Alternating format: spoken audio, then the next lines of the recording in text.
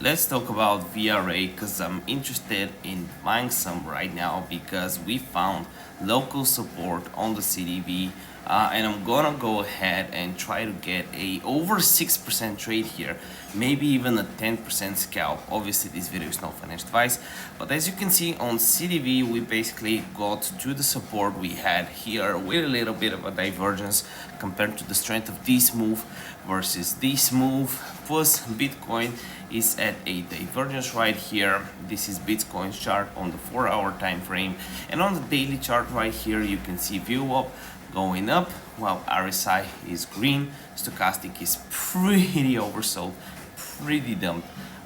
So I'm pretty happy going for a nice clean trade right here on VRA to the upside. If you're wondering how I'm up to 175 grand trading meme coins, use the link in the description down below to learn more about my strategy.